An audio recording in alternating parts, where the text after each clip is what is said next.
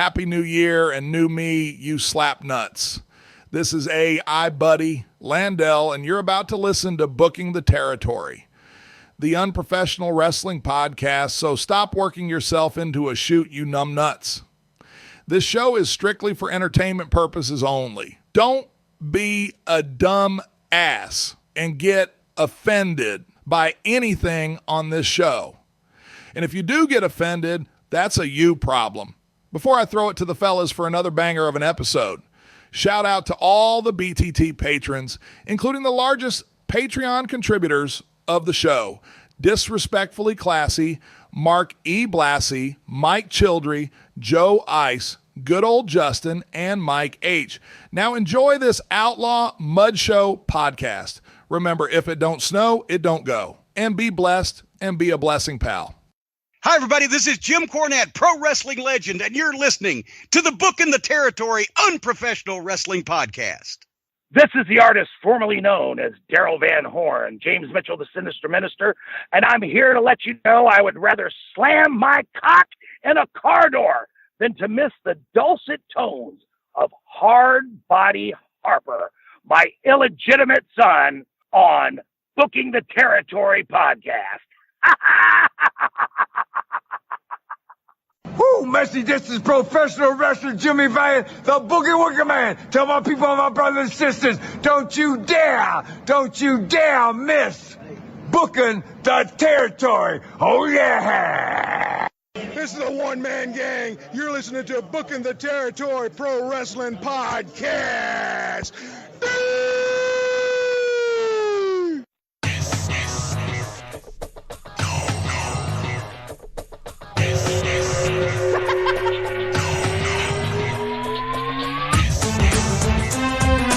Welcome back, everyone, to this week's episode of Booking the Territory, the unprofessional wrestling podcast, where today we are covering WCW Saturday Night on TBS from June the 12th of 1993. This is, I guess you can call it the go-home show before the next Clash 23. New Year. I mean, it is January 2nd now if you're listening to this the day it drops. If you're listening to this on YouTube, please make sure you sub to the channel. Make sure you like the button or hit the like button, the little thumbs up button on the video. And make sure you type a comment or two what you like or didn't like about the episode. It helps the channel grow. It makes Harper very happy. Harper's not here. We'll get into that in a second. Doc, throw it to you. How are you? I'm great. It's our birthday year. Okay. Sir, it's a birthday. It can't be a birthday year. Same conversation we have with the women. There's no such thing as excited. I'm excited because it's our decade birthday. What? We're going to be 10 this year. Yeah, but you really sound like a woman right now as you say that, just so you're, have some self-awareness. Okay. Well, anyway, Happy New Year to everybody. Yeah. I mean, we cleared another one. In some way and somehow, we certainly did that. We're here to tell the story. Speaking of stories, I'm doing great. I think, Harper's not here, and it's not because of the story we're about to tell us out there. Mm-hmm. What is a Miss Maze? Okay. It's just like a place in New Orleans, where you hang out with your boys, and it's downtown. I mean, it's not. I don't want to say it's nothing special. I mean, it's obviously it means a lot to Harper because he had to text us and tell us he was there. But I remember the last time he was there. Oh, when was that?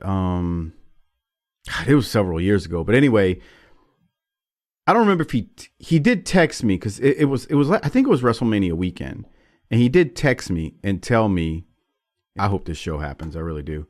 So you asked the question, what was Miss Maze?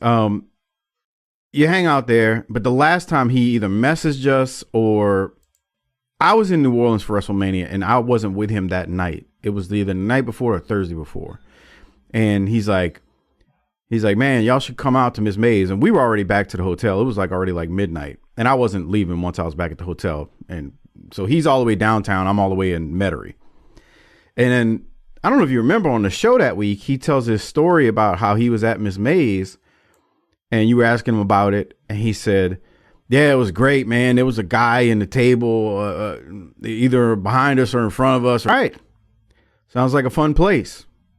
That does sound like a fun place. Now, not that I want to do it, but you want to be in it. I mean, if you're going to leave your house and go sit in a bar, you want to be in a place where there's some fun times happening, right? I would think so. But I'm not a cocaine user. No, neither am I. But I did a little research, and Mike doesn't know how to describe this to y'all people. Let me speak to my whiteys out there. This is a dive bar. So, white people like dive bars. They like to go to places that are run down and act like they're, slumming it for the night. Also, he's a Metairie boy, so he's in the city drinking, right? So that's something. He's got to get back home, right? Don't know about that. I mean, a lot of people from outside of New Orleans would go down to Miss May's. Okay. It's a 24/7 bar, which means it's open all the time. Well, I mean, that's not atypical for that area.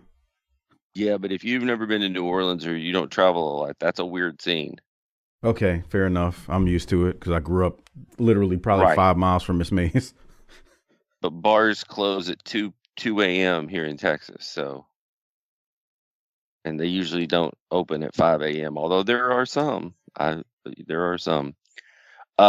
Miller High Lifes were still $2 a bottle. That excited him. That excited me. That's amazing. I actually texted y'all and said I'm on my way. No, you said get dressed. I'm on my way. Let's go. Exactly. That's how exciting it was. So we don't know what Harper ended up doing last night. We hope it's fun. Maybe we'll hear the story. Not sure. He's not with us. It's the new year for y'all. It's the old year for us. We're trying to get everything done so that we can enjoy Christmas with our families this year. I'm glad that you understand. Please don't send suggestions on how we should run the show to Mike. It doesn't help. We're not going to take them. We can't record later today and have Harper with us because we both have obligations with our families tonight. It's the holiday season. Just let us do the show. Trying our best. You sound so defeated as you talk about it. By the way, just real quick on Miss Mays. $2 High Lifes. How many of those do you think Harper consumed at $2? 10, 12. Jesus.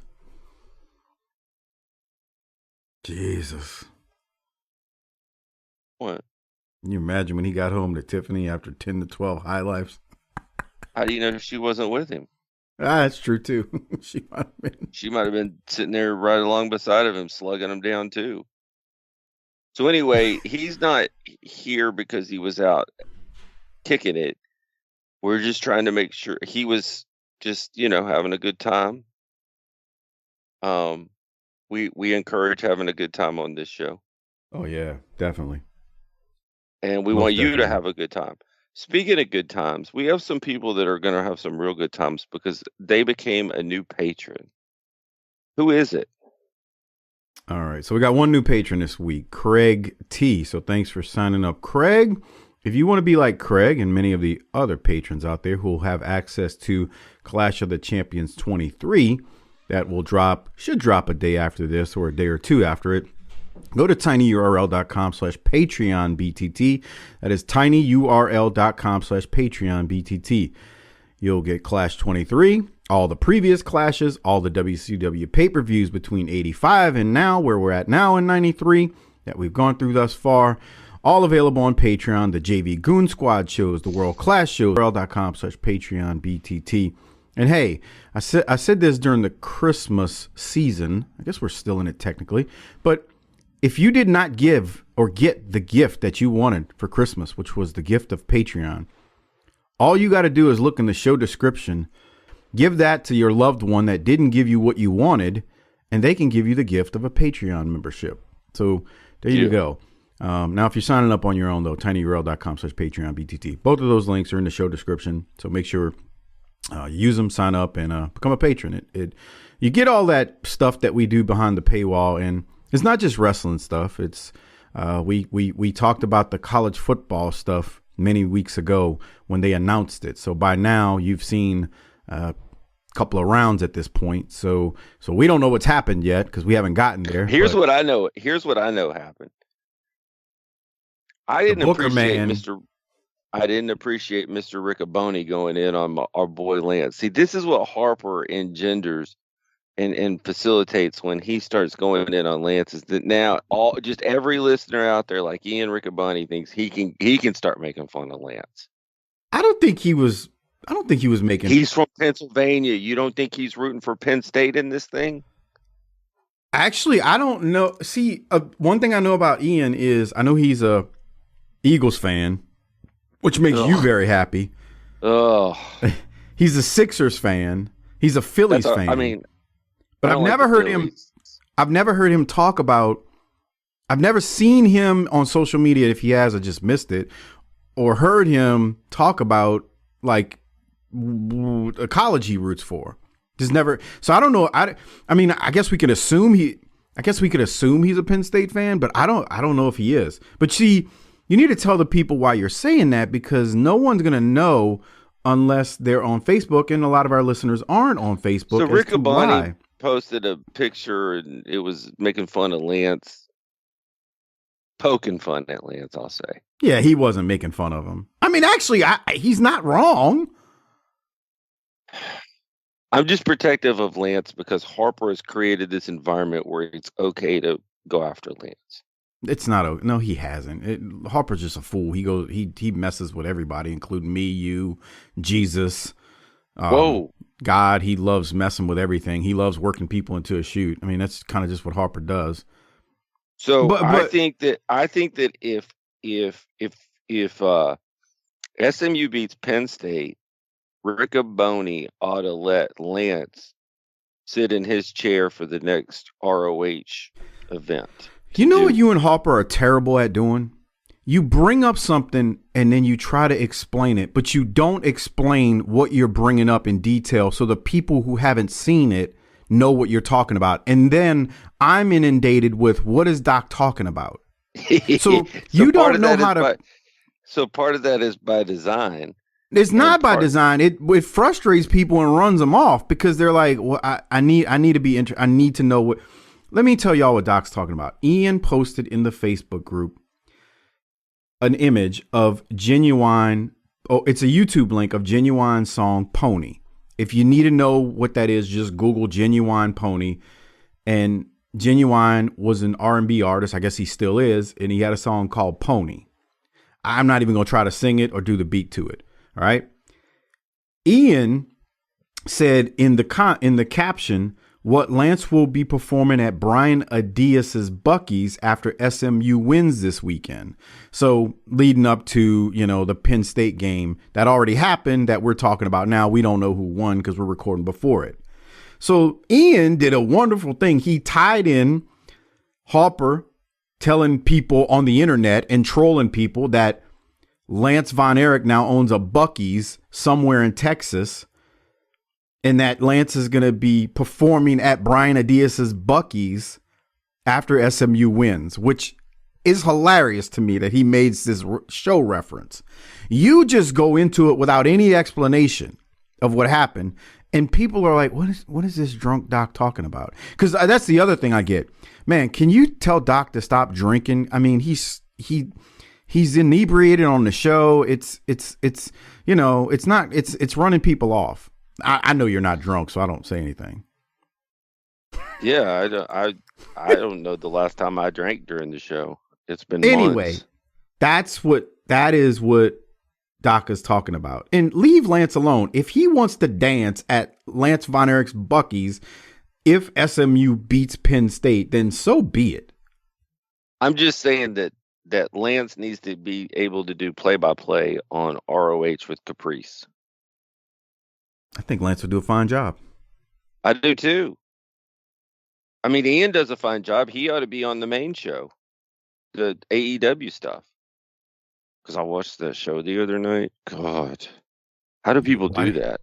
Bruh, I get people that message the show and they're like, I wish you guys would stop talking about it. I'm like, I'm thinking, I'm thinking, what show did you listen to? We haven't talked about ROH. AEW, and it's got to be close to a year now. Like, I like, what do you mean? I had a night off of soccer and I turned it over there, and I was like, okay, some of these podcasts that I listen to have to be going in a little bit hard on them as a gimmick because it's the thing to do. And I watched about 30 minutes and I was like, no, this shit's awful. Yeah, I don't have an opinion. I don't watch it. And that leads to people going, well, you don't even watch it. How can you say how bad it is? I don't say how bad it is. I just don't have an opinion anymore. As I said several months ago, it's not for me. Just like some of y'all out there ain't football fans and some of y'all ain't basketball fans or baseball fans. When you don't like something, you don't watch it. It's not for you. It's not for me, bro. That is not that show. I'm not in its demographic. Now you figure out what that means, but it ain't for me. And it ain't because I'm old. It ain't because I'm Cornette yelling at clouds. It just ain't for me. Apparently, not many people are in the demographic if you believe the numbers, but whatever. Yeah, I don't care enough to care anymore. Thanks for. I love Ian Riccaboni, for the record. Whenever he fills in. Listening. Yeah, thanks for listening, Ian. We appreciate you. We'll ask for your opinion when we care about what Philadelphia sports teams do. How about that? You salty bastard. You hate Philly so bad. It's the Eagles. I kind of don't like the Phillies, but I remember the 80s and Mike Schmidt and all that shit. I'm good with that. What about the Sixers? I don't really hate the Sixers at all. I don't have an opinion to really either way about them. So it's the Eagles that do it for you. It's really let's get it down to what it is. Those just turds. Throughout history, just turds. All right. I'm not here to talk about the merits of Ron Jaworski because he has none. How about that? I hear you. Okay, well, what else do we need to talk about before we get to the gloriousness that you have draped across my screen here? Jesus Christ. We don't have nothing else to talk about. I'm starting the video version now from June the 12th, 1993, Mike, Saturday night. This is some of the most bewildering television I believe I have ever seen. I say, boy, I say, sir, I don't know what I'm looking at. I do know what I'm looking at. I'm looking at Colonel Parker there. Whew. If all you're doing is go ahead. This is something. If all you're doing is listening to the video review version of this, you probably miss why Harper's not here. I implore you to go download the show and you can hear why Harper's not here. It had to do something to do with him being out all night drinking High Lifes for $2. That said, this week's episode was taped June the 1st of 93, according to the history of WWE.com. It was taped at Center Stage. It is the second half of the taping from that day. We opened the show and I have purposely froze it, Jesus Christ, froze it on Harley and Colonel Parker. And this is what Doc is referencing here.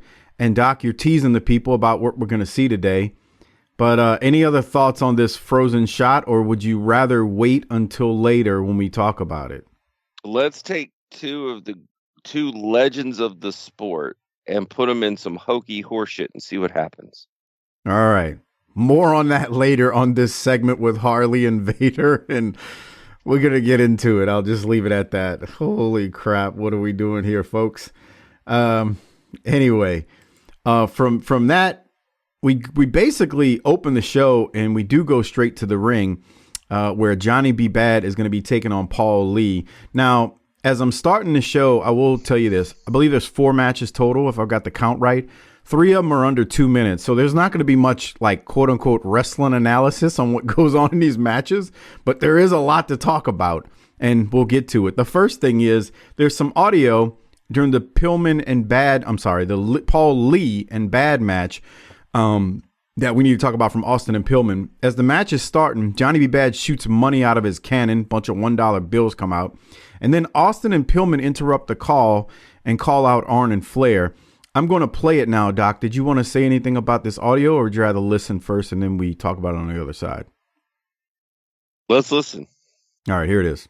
Come on, guys. You know, Arn Anderson says I'm the dirtiest player in the game. And Ric Flair says, I'm 9 times world champion. Hey, nobody cares. Well, there's 2 out of 3 falls or 5 out of 7. The Hollywood Blondes are going to kick the hell out of them. And Giovanni, why don't you just tell it like it is and call it like you see it? It's a conspiracy. This decision violates every statute, every covenant, every doctrine of accepted ethics in our sports. Who do you think you are? We're the Blondes. Nobody dictates policy to us. You'll be hearing from our legal people. Well, gentlemen, it is as we go to the ring. 2 out of 3 falls for the World Tag Team title. Flair and Anderson against the Blondes. Very upset about that ruling by WCW that was made pending the challenge from Ric Flair last week. Well, I think that all right, so Pillman tells them nobody dictates policy. You'll be hearing from our legal people, which is kind of hilarious. Doc, your thoughts on Pillman and Austin right there. Not too happy about Flair and Arn wanting their tag titles. They're hot. I mean, they're hot. They don't like the 2 out of 3 falls. I wouldn't either if I had to fight Flair and Arn.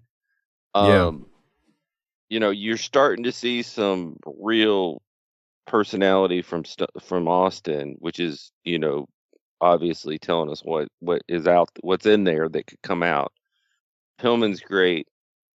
You know, good stuff. This is a really good angle. I wish we were gonna. I don't know. I think probably they're gonna not do enough with it. So there you go. WCW, man. All right. We then go to Johnny B. Bad and Paul Lee. It's a quick match. It's less than like 90 seconds. Thoughts on Bad and Paul Lee? Nature Boy Paul Lee, that is. There's just not a lot there. That's all right. Yeah, we basically get the punch, the left hook, and Johnny wins, and that's that. Nothing else to really talk about there. From there, we're gonna go to a Johnny B. Bad promo. Very quick. This has to do with this angle with Max Payne. I'm gonna play it. We'll talk about it on the other side. Here it is. Hey, Larry, thank you very much. And Johnny have a tremendous win making his way over to us. I'll tell you what, Johnny B. Bad, you get your chance. Clash of the Champions coming up this Thursday to get that Bad Blaster back from one Max Payne. I'll tell you, Tony, it's a travesty of justice what Max Payne did to me. That had sentimental significance. That is a Bad Blaster that my mama gave me. And I'll tell you something. I am going to get it back.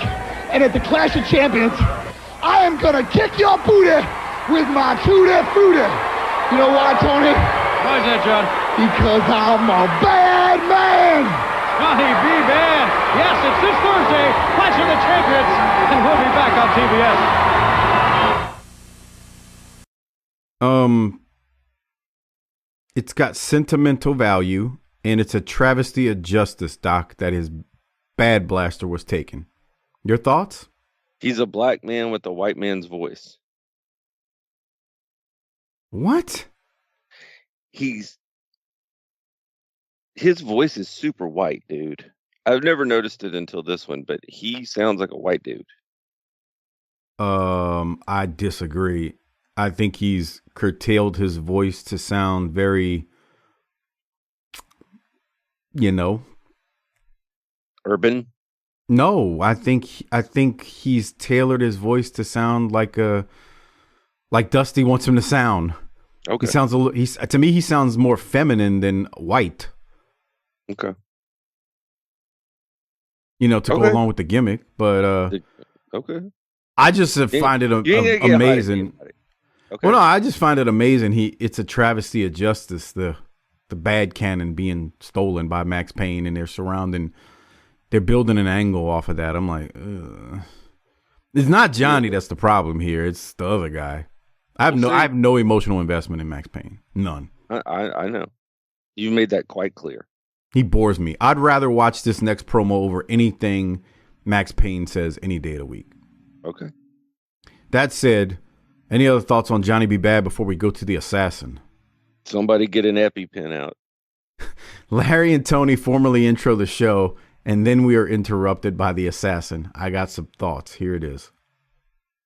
Let me make sure the volume's up so you can hear this shit. Fans, welcome back to TBS, and we're just starting to have some fun. We got a big six-man main event later on in this one-hour program. Sting, the British Bulldog, Davey Boy Smith, and the Natural Dustin Rhodes against the Wrecking Crew and their partner, Dirty Dick Slater. What a match that's going to be. Yeah, it's going to be an interesting match, and again, a possibility here for these three men to get tuned up for the clash. Oh, excuse me. You're interrupting again. Get used to it, because I'm going to keep interrupting until I get a face-to-face answer from Dusty Rhodes. Rhodes, in my entire career, I never left anything unfinished except my business with you, and you know what it is. You won't return any of the phone calls. You won't return any of my messages that I've left for you. I know how to get in touch with you. I'll call your mother. Oh, yes. Your mother, Catherine, knows me real well because she's been the brunt of many hours of mental anguish, worrying about her little baby boy, you, Dusty Rhodes. Let me tell you this. I know how to get to you, Rhodes, and if you don't come out of your hole, I know how to flush a snake out. You smoke him out. And there's nobody any better in the world at smoking snakes out of their hole than I am. Let's go to the ring, fans. Bruh, this dude said he wants a face-to-face answer from Dusty. Which face? He's got like fucking 12 of them smashed inside of that mask. What do we do? He's in his 50s.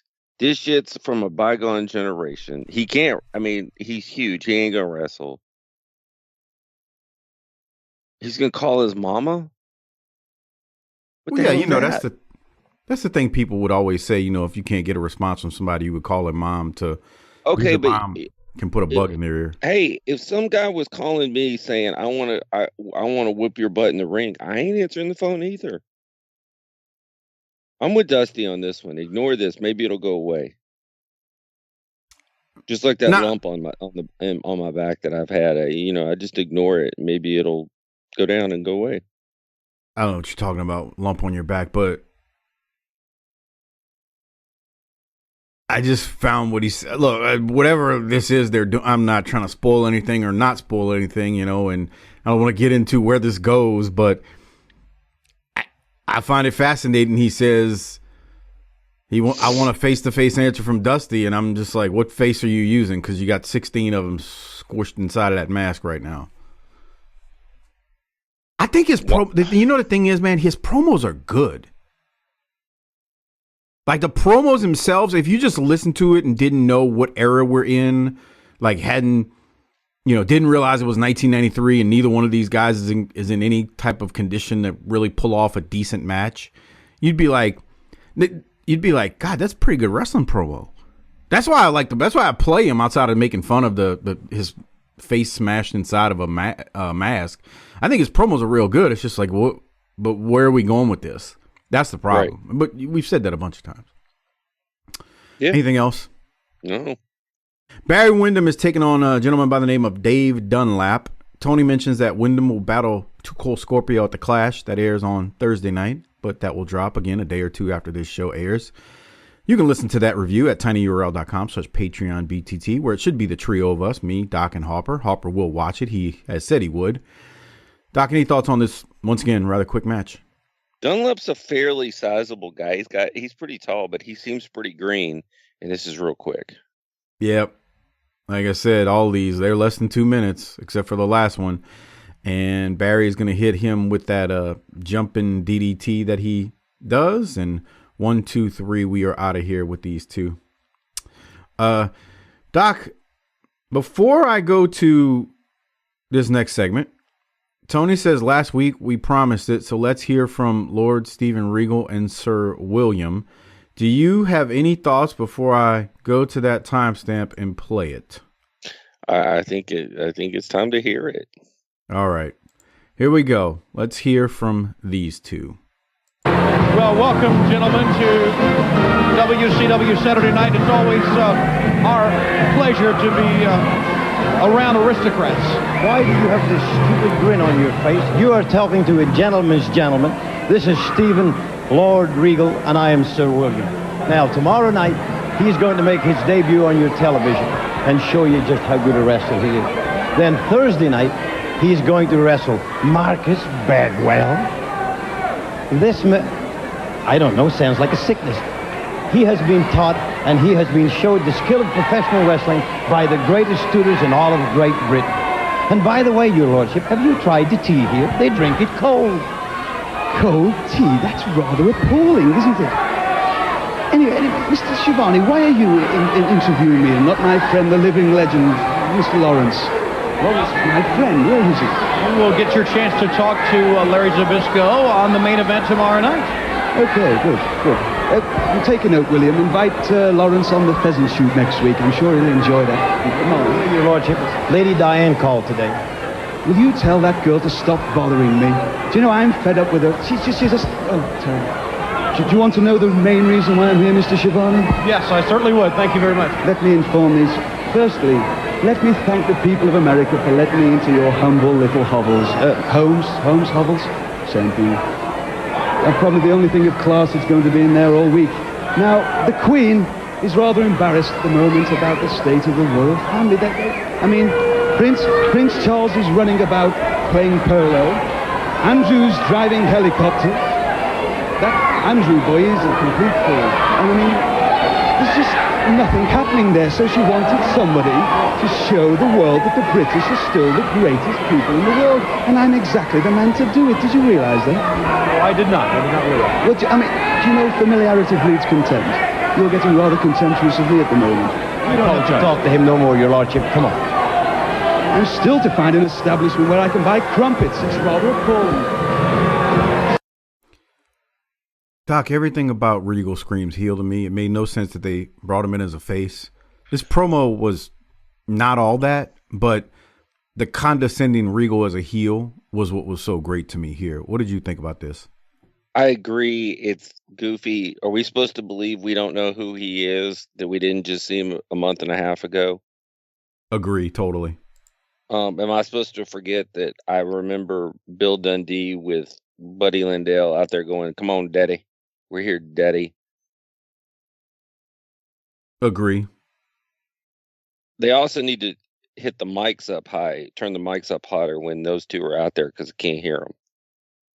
I think that's partially got to do with we don't have the actual. This is not the actual show. It's a VHS copy that we have for this episode. That's so nice. The audio is not exactly great because I've cranked it up.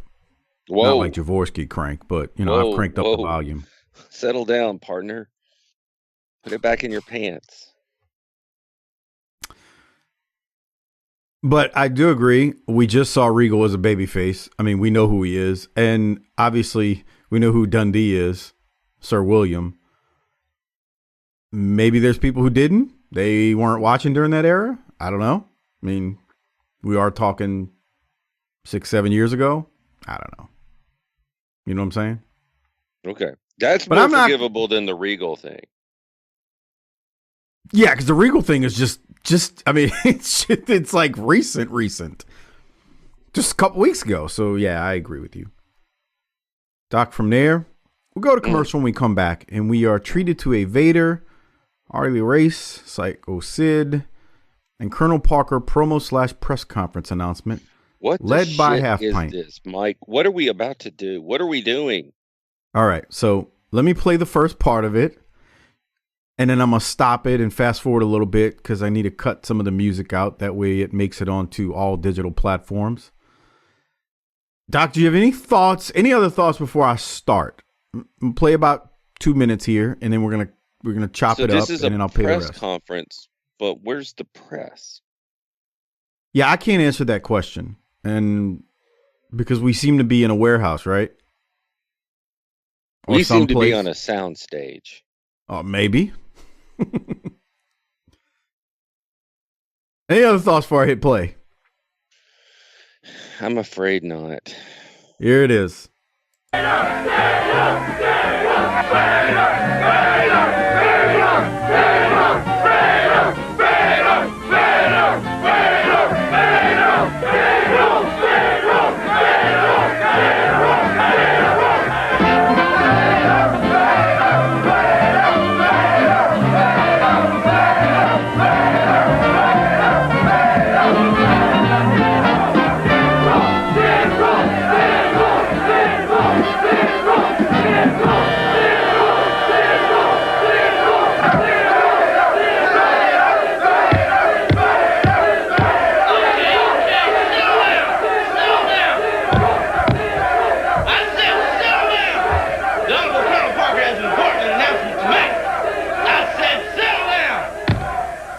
Thank you, Willie B, for that gracious announcement. Thank you very much.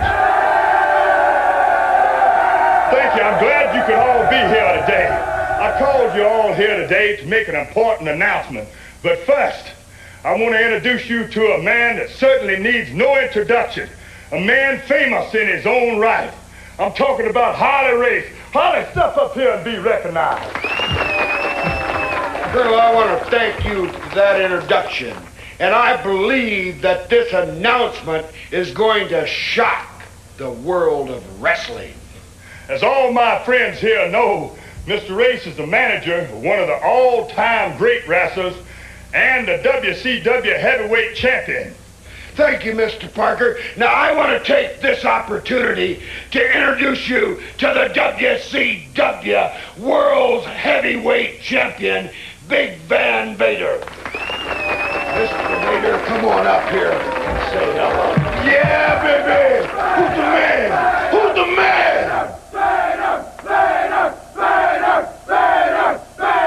Thank you, Harley, and thank you very much, Mr. Vader. And now let me introduce you to the man that rules the world. Step on up here, Sid Vicious, and let your fans admire you. Take a look! This don't get any better than this!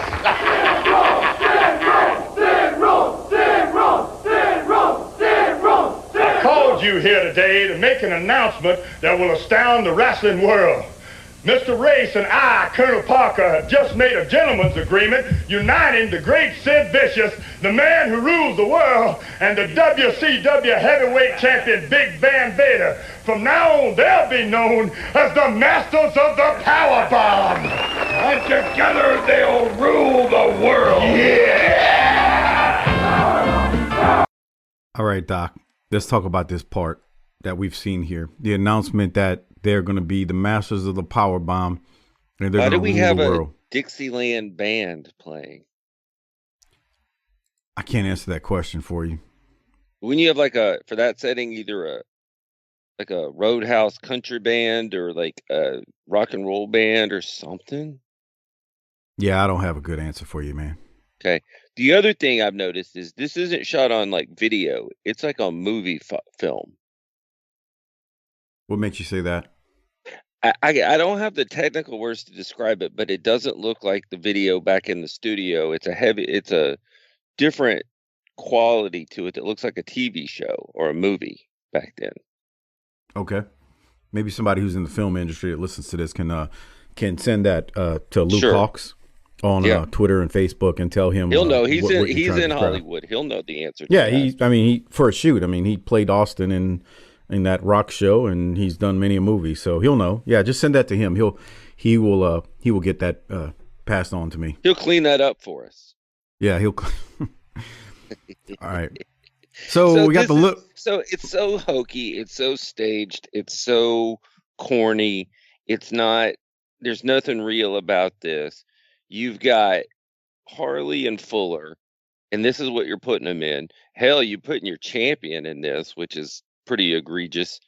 And then Sid, who comes in like a house of fire and $1 million. The four guys that you're subjecting to this are all hot or high performing legends. What are we doing?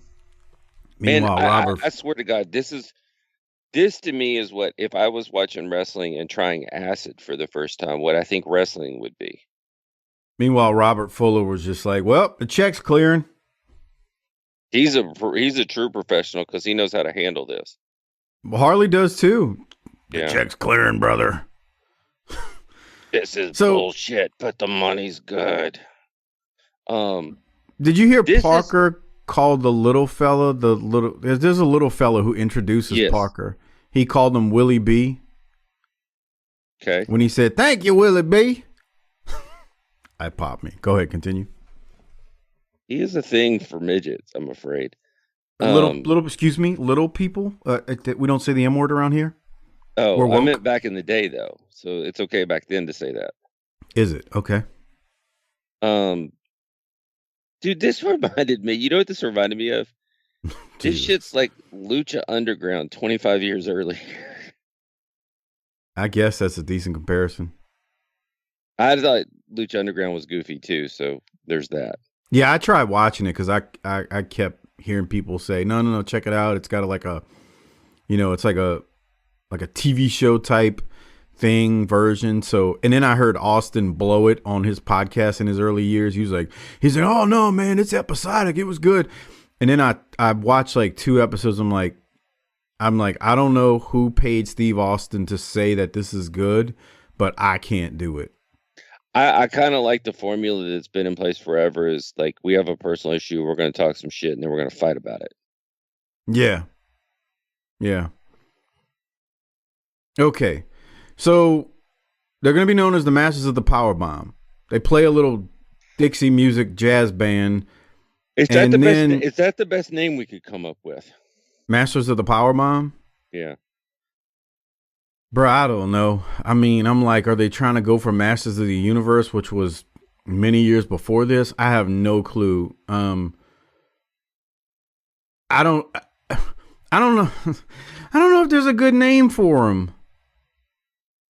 You got Sid, who's really should be a babyface, and then you got Vader, who he's your world champion and a great heel. I don't know if this is not a good direction for multiple reasons. They need one. I keep thinking about this whole thing with Sid, and he comes in and he's really basically a babyface, but they're trying to make him a heel. They needed to bring somebody else in that was just more hated. I don't know who was available at that time. I ain't even trying to look into it. But Sid is not heel. Like, people love him because he's. And then you got your world champion tied up in this, and then you're calling them the Masters of the Power Bomb. The craziest thing about this is, me, you, and Harper, who not here, we absolutely love all 4 of these dudes who are involved in this. Like, there is not one thing we would probably even come to say negative about these 4 in the wrestling industry, except when we see a skit like this and go, what the piss is going on here? It's hard. That's the weird thing about this. It's an age-old wrestling thing that you need to think about when you're watching even the current product. Even the legends of the sport can't overcome terrible creative. Yes. Even the legends and people who are absolutely fantastic in the sport, when they are putting dumb shit, it's just dumb shit that's got legends in it. I mean, there's some things you just ain't going to turn into gold. I mean, it's what it is. But this isn't the end of it. Because then I'm going to hit play after they've announced the Masters of the Power Bomb, and we're going to get a little bit more. Here it is. Oh, boy. These 2 men have one goal in mind, and that is to dominate the world of professional wrestling and to eliminate deadbeats and also-rans, yellow-bellied do-gooders of the WCW. We have a list right here of who we intend to eliminate from the world of professional wrestling. And with the uniting of Big Van Vader and Sid Vicious, we're going to cut their throats. Whoa. Now, just a minute, my bloodthirsty friend. We are civilized men here, Harley. We've agreed that the first 2 men that we're going to take care of is none other than that scum-sucking charity monger Sting and that flea-bitten mongrel British bulldog Davy Boy Smith. Because of their ignorance, they have foolishly agreed to wrestle us at the most important event of the summer, the Beach Blast. Beach Blast! Beach Blast! Beach Blast! Beach Blast! Beach Blast! Beach Blast! Beach Blast! Beach Blast! Beach Blast! Beach Blast! We have invited both of these men, Sting and Davy Boy, to this rally to give them a chance to see the error of their ways and to give them a chance to possibly see the light. They will be given the chance, like the rest of the men on this list, to leave the field of battle. No questions asked. Those who resist will be power bombed like so many before.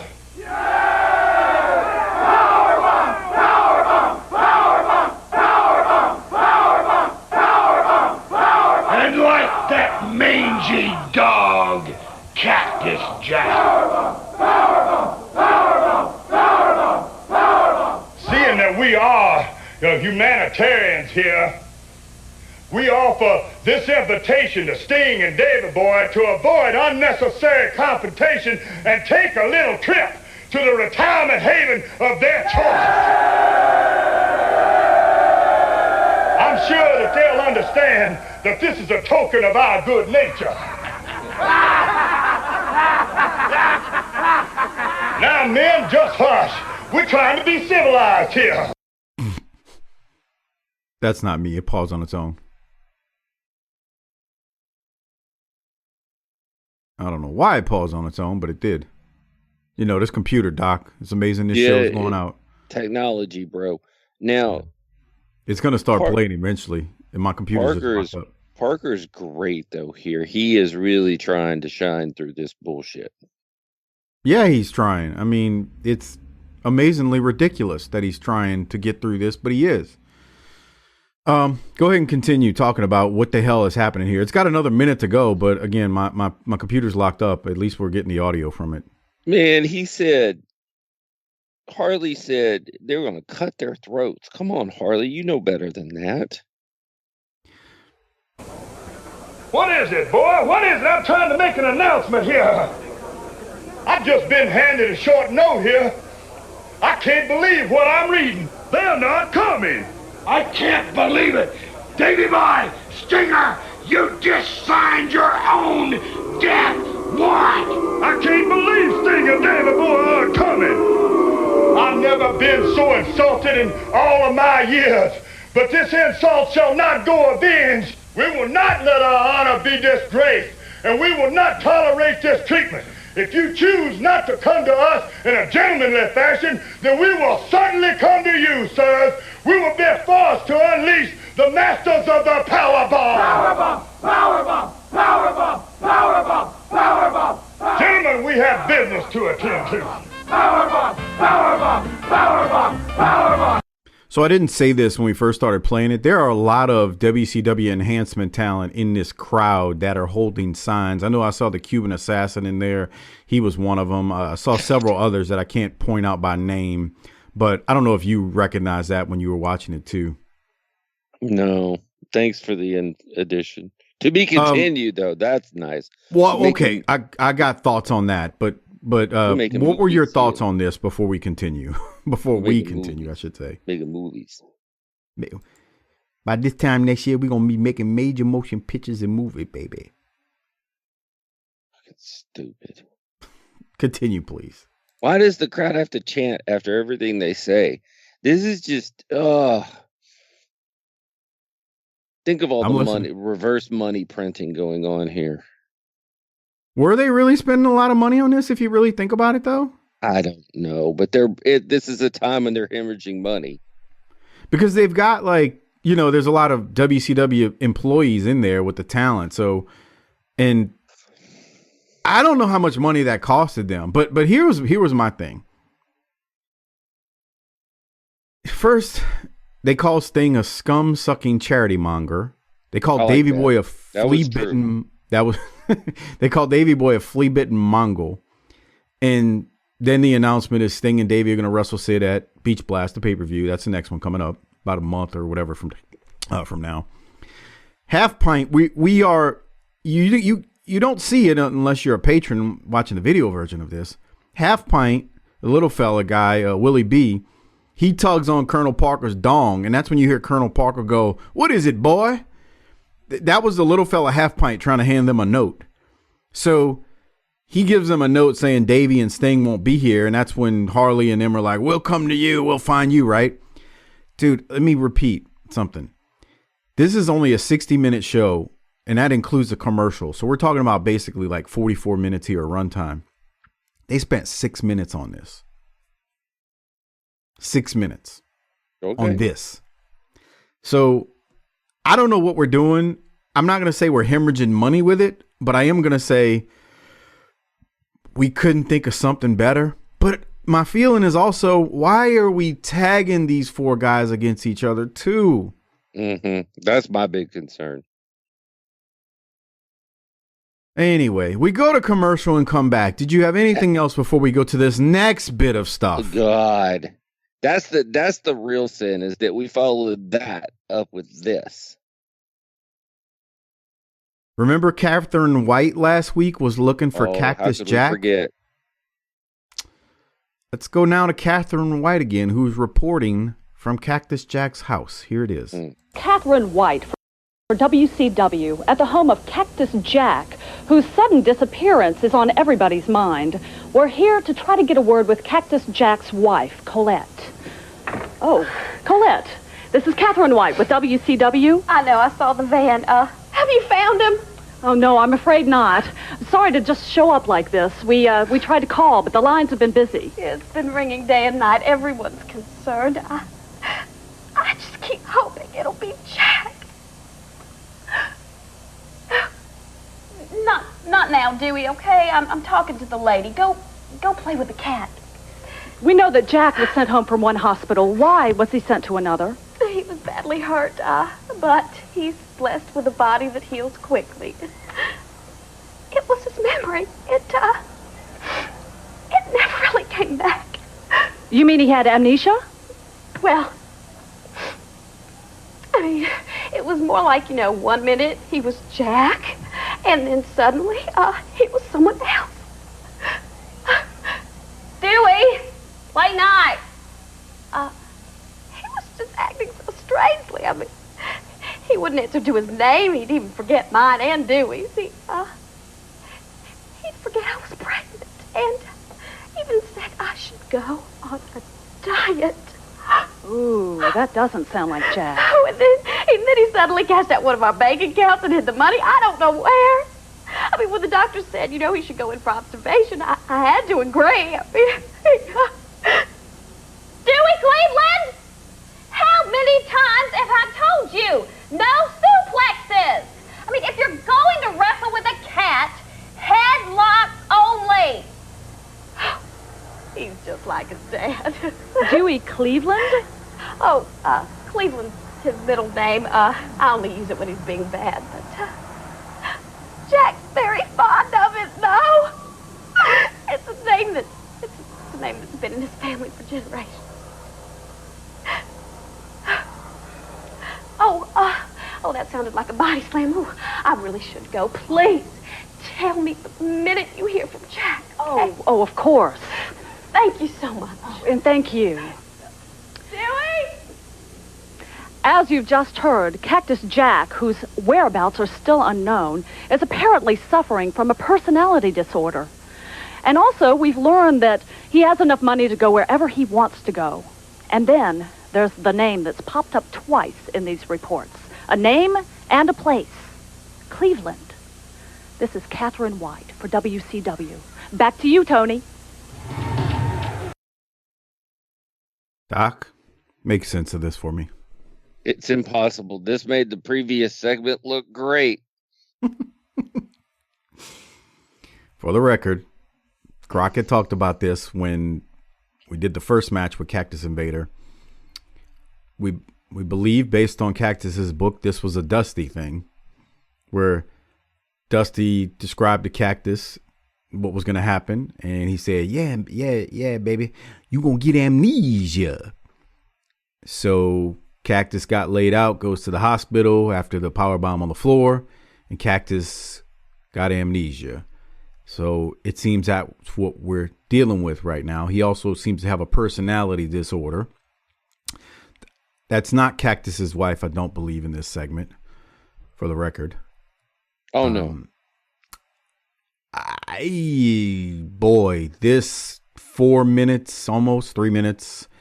So we follow up a 6+ minute segment with another almost 4 minute segment of that.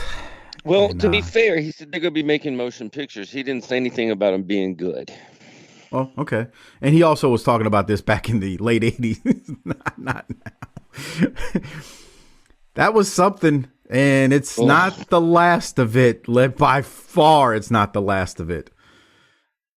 Oh, man. Terrible. We will continue to try to find Cactus Jack.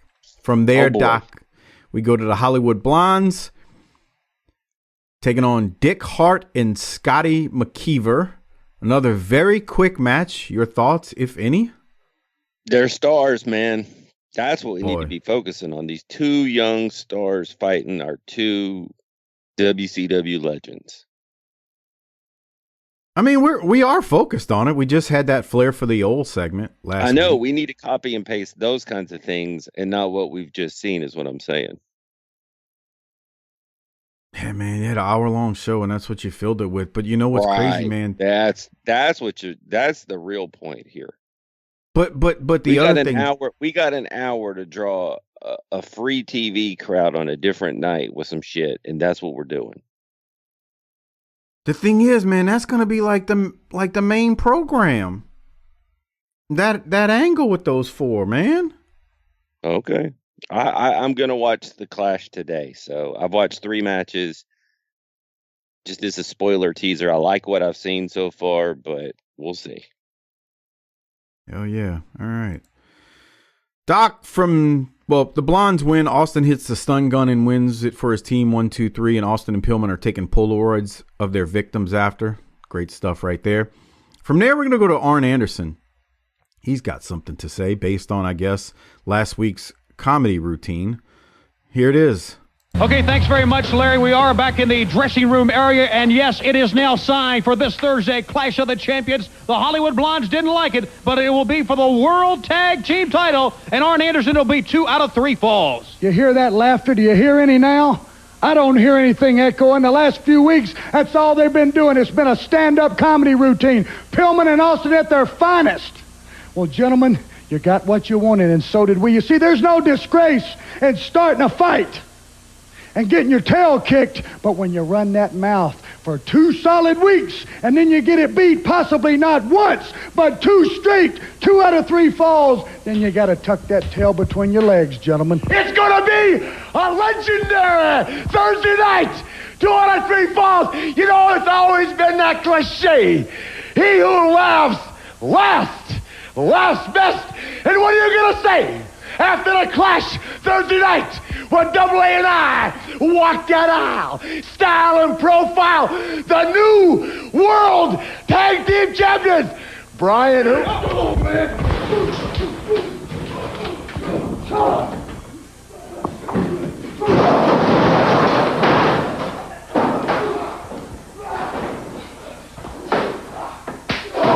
Oh. I wish Harper was here because those are real lockers. Those are shoot lockers. That was my note. Yeah, okay. Before we even talk about the promo, those are real lockers. They're metal. That's not wood. Can we agree on it? Yeah, I heard right. Metal on concrete. Yeah, and you can see it too. I mean, because they're real. Man, this is good TV. That's how you do it. You get out there, you say a few lines, they run in, they fight a little bit. You see what you get a preview of what we're going to see Thursday night at the Clash. What's the problem? That's how it's done. I love this because remember last week when you said comedy, when done right, works in wrestling? Here's why it works. Arn said, you hear that laughing? All they've been doing the last few weeks is a comedy routine. Right. So he addresses their stupidity and childishness. Right. And then he starts cutting a promo on them. It's not funny to them, which is what makes it funny to others, but not them, maybe, because it's like we're gonna put an end to this comedy routine they doing. They think they're funny. In the words of Dman, they think they're fucking funny, but they ain't fucking funny. Right. This is that Dman's line. You think you're fucking, bro, Harper, you think you're fucking funny. You ain't fucking funny. Somebody needs to tell y'all that. Well, Arn is telling them they ain't funny. And I think that's what makes this so great. This was good. Arn was good. They attacked them at the end. So we continue this bad blood and this feud. It didn't go on too long, Doc. It was only like a minute and 20 seconds, minute 30 seconds. So less is more. Any other thoughts from you? No, I think that you summed it up, and it's right, man. This is good stuff. So we go to commercial and come.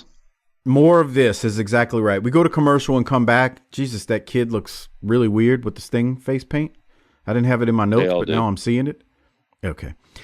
Davey Boy Smith, Dustin Rhodes, and Sting, we were told this at the beginning of the show, take on Dick Slater and the Wrecking Crew, who are still here, Rage and Fury.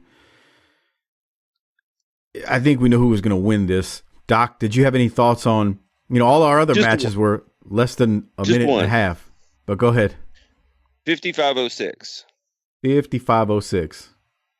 This looked, it's towards the end. It looked painful for Dustin. That? Yeah. No, that wasn't bad. Okay. Yeah. Dustin, if you're not watching the video version, Dustin hits the ropes, goes for like a cross body. One of the Wrecking Crew guys dives, so Dustin lands right by the ropes. I just think about the fact that that's like how far did he just drop? He bounced once, but that's a long way down for a big fella just to be jostling around. He misses the cross body because the guy ducks. He lands near the ropes and rolls out the bottom of the ring. He does hit hard, but he's young. That's nothing.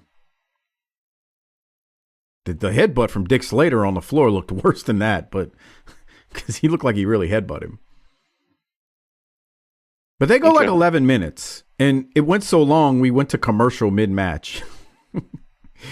Any other thoughts? I think we knew who was going to win this, and why this went 11 minutes, I don't know. But then again, you had to fill it with something because we had a lot of gaga in this episode too. The only thing interesting here is early in the match, Tony talks about in July, there's going to be an amateur challenge, and you can put in your name in the hat to get in the ring with some real wrestlers. Oh, boy. Yeah, let me know how that works. Come on.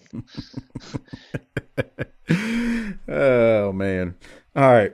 We'll go to the finish. Sting and Davey Boy hit a double drop kick, and then Davey throws Sting on the Wrecking Crew, who are the ones in the ring. And then Bulldog hits the power slam, and Davey pins, I think it was Rage or Fury. I don't remember which one it was. And, of course, Davey Boy, Sting, and Dustin win by Davey Boy, Dustin, and Sting win by pin. No real surprise there. And that was that. Any other thoughts on the finish, Doc? The fans were into it. You can see them. They're cheering. Yeah. They like it. There's stars in front of them. That's okay. Did you have anything? I don't have any notes from the closing promo with these three. No, they're just out there getting their one line each in. They're jib-jiving and socializing, basically. Jib-jiving and socializing? Really? Yeah. Okay. I wouldn't say all that, but fine. All right. But that's the same thing. That's where that line came in. Is you had Brian Lee and Tim Horner and somebody else, and they were all getting their one line in, and it was Horner's one line. That's a good point. Because those types of promos aren't easy because you got three guys who want to get their shit in, and you really don't have enough time for all of them to get their shit in. And some of them, like Horner, don't even need to get it in because we know it's going to be bad and entertaining. So we just laugh at it. But I guess you're right. They weren't bad like Horner. Let's state that. But it reminded me of that. Exactly. All right, Doc. So that's how the episode wraps up with those guys. I almost wish they would have just flipped it. The match would have been before Arn Anderson's promo when the stuff hit the fan. That way they go off air hot, especially after what we saw earlier, because we spent 10 minutes of this episode of a 42-minute runtime show on that. But we're going to rate it, hand out the Toot Toot Rolex Award if we can. Before we do so, remember, don't forget to become a patron, tinyurl.com/PatreonBTT. The only way to listen to the clash that we're going to do in a few days is on Patreon at tinyurl.com/PatreonBTT. It's the best way to not only support the show, but get all of the extra content, including all of the clashes that we've done, which will now be 23 of them as of next week. All of the WCW pay-per-views from 85 through 93, the JV Goon Squad shows, the World Class shows with Lance and I as well. tinyurl.com/PatreonBTT. Doc, let's continue and rate it now. What are you going to rate this one? I feel like I have to be fair to the episode. I have to be fair to the participants of the episode. But most importantly, I have to be fair to our sweet, sweet listeners, specifically the patrons, and call this one where we call everything else right down the middle. But the grade is not right down the middle, Mike. This was bad. Okay.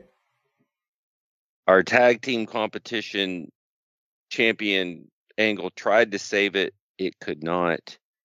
This is a D. I have a lot of trouble giving these shows anything less than a C-. I do, because it's almost not right when you think about that. Let me summarize what you just said. Arn Anderson's on this show. Ric Flair's on this show. Pillman's on this show. Austin's on this show. Robert Fuller's on this show. Vader's on this show. Harley Race. Sid. Sting. All right, you've made me rethink it. D-. Keep talking. I Let's see just if I named can get to an F. I just named Dustin Rhodes is on this show. I just named 11. Barry Windham's 12. Barry Windham's on this show. I just named 12. No matter how good you are, you can't dig out a bad creative. Well, my point I'm trying to make is, and you think of the 12 guys I just named, and I'm not going to rename them, but there are 12 outstanding talents on this show. And I'm going to have to give this a deep... Think how much Jesus could have got done if those were his disciples. All that talent, and I'm still going to have to give this a D+. He could have rolled through Galilee and whooped everybody's ass. Okay. All that talent, and I'm going to be... Harper would have played along with that. God. Well, you keep interrupting my rating. That's the only reason I'm not playing along with it. D+. D+. All right. We got multiple Hall of Famers on this episode, and we couldn't do nothing with them. Nothing. But besides this that we're watching again on video as we talk about it with Harley and Colonel Parker and Sid and Vader. So it gets a D+. Now, on that note, that means you need to give your Rolex or Toot Toot Award out. Oh, I'm giving it to Fuller because he had to carry the water for a long stretch of time, and he did a very, very good job. It's just I didn't want to see it, but he was entertaining even in the midst of that. So the reason you gave it a D is because of the segment, but you're still giving it to Fuller, who was in this segment. Right. He had to carry the load. That's some hellified booking right there, what you just did. Well, you got to do something. I agree. All right. Well, I'm giving it to Arn. The reason being is he addressed the comedy. You know, we always hear about, do comedy in wrestling. No. They did comedy last week in the Flair for the Old. And we addressed the comedy this week by one of the greats of the sport with Arn Anderson. So I'm giving it to Arn. No ifs, ands, or buts about it. Arn gets my Toot Toot Award this week, or Rolex, whatever you want to call it these days. All right, Doc, that about wraps it up for us this week. Next time that people hear from us, it'll be on Patreon, tinyurl.com/PatreonBTT, where we're going to be talking Clash 23. You're watching it later today. I already watched it. I'm not making any comment on it until we record. Any closing thoughts before we get out of here on this New Year, New Me, New Year, Same Old Us edition of Booking the Territory, the Unprofessional Wrestling Podcast? Just want to wish everybody again a happy new year. Make this year your bitch. I don't know. I guess that's it, man. I'm looking forward to watching this Clash today. I hope everybody's got their Patreon memberships updated so that they can follow along with us. We did this so Harper could do the Clash with us. Like Mike said earlier, he is going to watch it, he said. So, that's always a bonus when you get the Harper in the booth for the big shows. And I guess that's all I got. He's got a track record of actually watching them, though. Yeah. He doesn't have a lot to say. But he always says it. He goes, I actually watched this one. Yeah. He points out, I did watch it. No, bro, I did watch it. Tiffany walked in. Bro, what are they doing? He kills me. But yeah, he watched. He's gonna. He's got a track record of watching. So there's that. All right, Doc, we're gonna get out of here, man. Well, Harper's not here. You hit the tagline. Let's roll. Book it, bitch. How the piss do you people listen to these useful idiots? These dipshits think they're fucking funny, but they ain't fucking funny. And somebody needs to tell them that.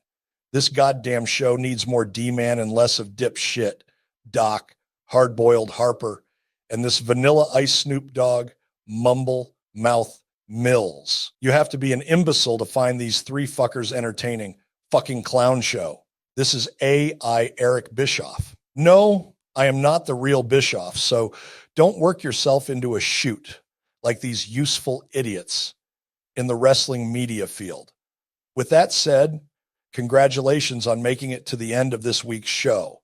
Don't forget to send your comments about what the guys discussed tonight to Luke Hawks on Facebook and on Twitter or X or whatever the piss they call it now.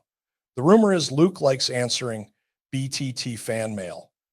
Also, do the guys a solid by liking the show's Facebook, X, and Instagram pages. And don't forget to like and retweet or repost the show on all social media platforms. Lastly, become a BTT patron member where you get tons of extra shows. You can join at tinyurl.com/PatreonBTT. Until next week, piss off.